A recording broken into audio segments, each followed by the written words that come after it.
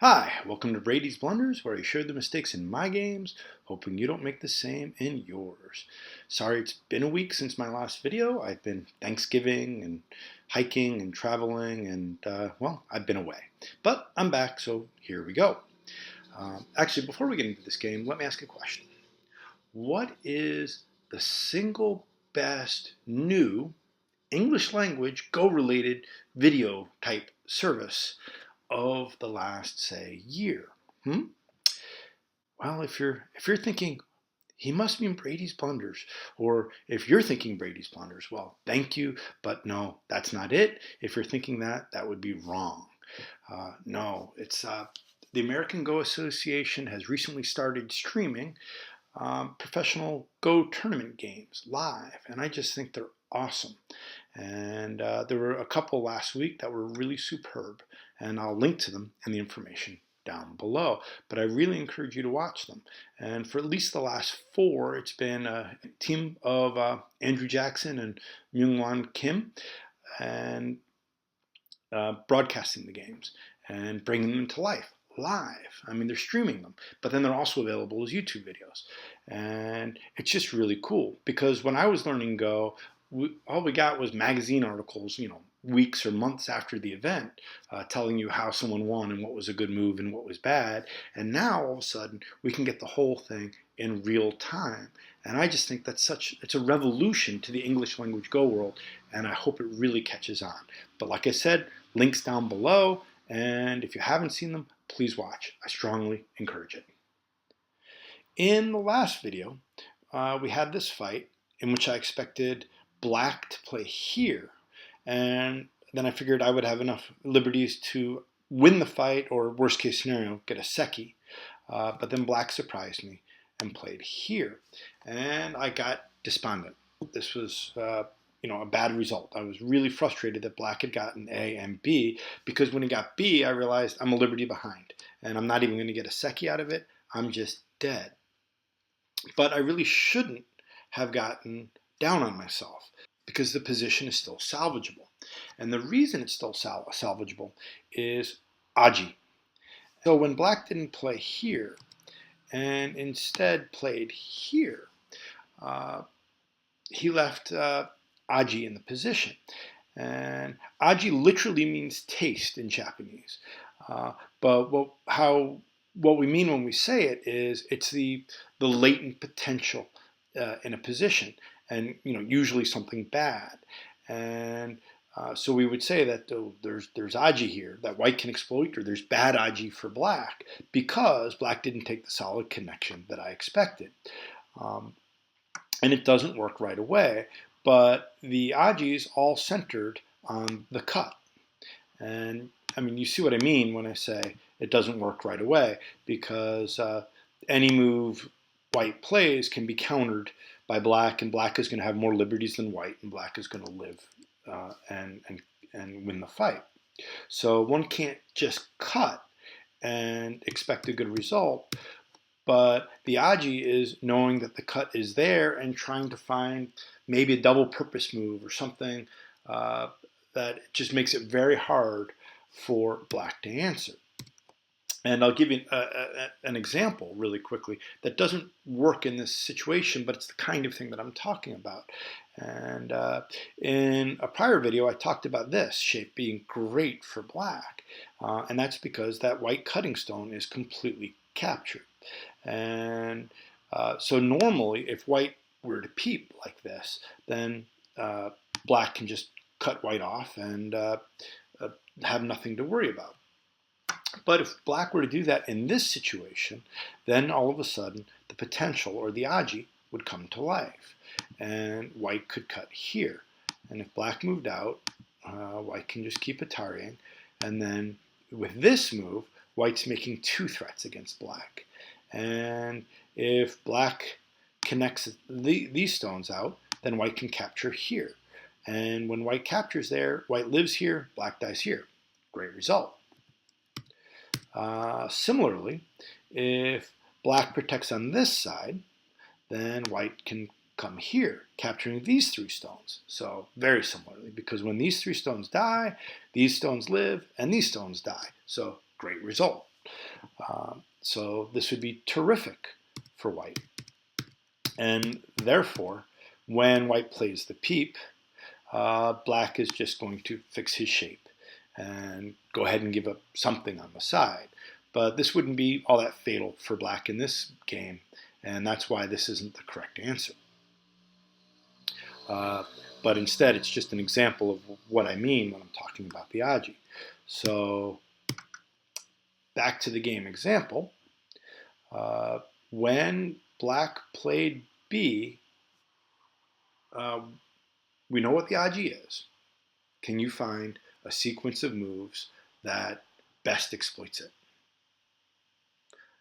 Go ahead and pause if you like. I'll wait here. Okay, first I'll show you what I did, which, as usual, was wrong. Maybe a little less wrong than usual, but still wrong. Okay, I started off by playing the similar continuation in the previous video. And I played here. But this is a really bad move and leads to the second term. And this move is aji keshi. And keshi we use to mean reduction. So reduction of potential. Okay? And the reason it's aji keshi is because it forces black to play here, which is a move black doesn't really mind anyway.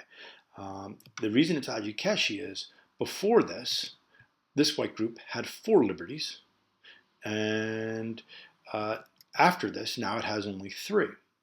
And when I get to play here, this black group is only going to have 2 liberties, and this black group is only, is also only going to have 2 or maybe 3 liberties. So getting rid of my liberties will really hurt me in the fight that is to come. So this move does virtually nothing to help me, but takes away a liberty on an important cutting group. So bad move, and I need to stop playing things like it. All right. Then I played here to make sure I have a connection to the outside, which was fine. Then I went and cut, even though I couldn't read a successful sequence. And white moved out, and this is where my moves started to get really clumsy. Then I played here, which is, again, aji keshi. I'm not exploiting A at all. Matter of fact, I'm just encouraging black to make sure that it's dead. I then turned this way. Black played here. White played here. Black connected.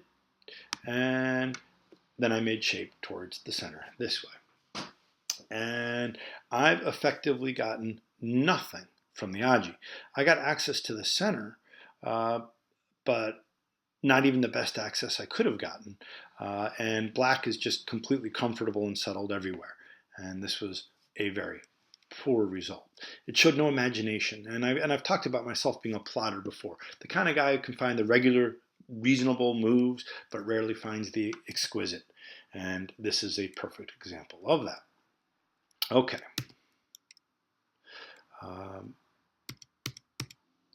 So this move here is an example of what I'm talking about, of sort of plotting. It doesn't really do much for me, and instead I could play something like this, which is at least much more interesting, and gets me out to the center faster, which is good. I'm further out in the center. I'm further disrupting black's plans, and leaving some forcing moves behind. What worries me when I play something like this, and maybe you see it too, is I feel like I can be cut over here, but it turns out I really can't. And this is what I read initially when I saw this, that when black plays here, he's threatening to get either of these 2 moves. So if I connect, then he can play here, and I'm cut. Except it doesn't work for black. And again, it's that aji, isn't it? It's that shortage of liberties. That if I play here, black can't connect, because then all of a sudden, he's the one short on liberties, not me, and he can just, die if he plays this way. So this shape is actually perfectly fine and gets me out faster. But it's still not the best answer. It's still not the best way to play because if we go back to the original position and I don't do the bad forcing move that I'd showed and just play this, again, that's fine. And I can even come out one stone further and leave the aji behind. And at this point, now I'm actually attacking two sides. And if black's really observant and sees the aji, he can come back and protect here and say, no, no, no, I'm going to fix it. But now he's used a second move to kill the already dead stones. And a move is worth, something like 15 points or double Comey. So now giving up 7 stones isn't such a terrible loss, and instead it's more like a trade or a sacrifice. I mean, he's had to go back and eat the stones again, so this wouldn't be the end of the world. And actually, it gives me the position then to attack this corner, actually even more fiercely than I did in the example from the previous video. So, of course, black's going to be fine, but I'm going to easily get into the center, and it's still very much a game. And that's assuming that black decides to take care of the aji. It seems also possible that black is going to say, oh, well, my corner's in trouble. I'm going to make sure that it's fine. But if black did this, it would be a game-losing type move. And this is where the aji would really come alive. Because now I could play this, and then this, and then this. And you can see I'm really threatening those 2 stones. And I've actually helped them with all of these other stones on the outside.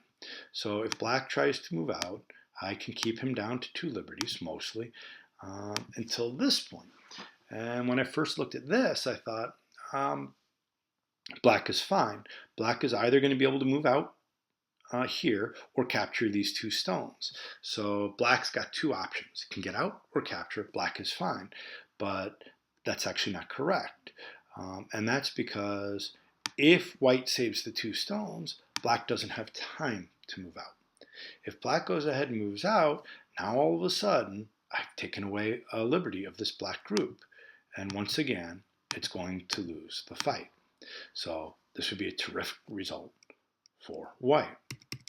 And so if black says, oh, well, I see that, and I can't let you do that, now I get to play here, and I win this fight 2 liberties to 3.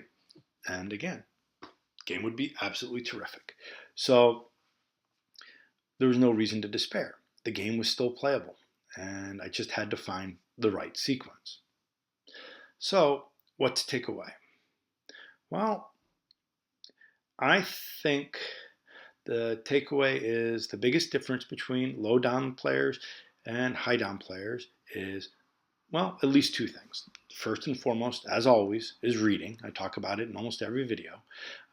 But then second is in aji, seeing that it's there and being able to create the outside situation to take advantage of the aji that is there. So I didn't do it right this time. I hope I will next time. And I hope you enjoyed the video. See ya.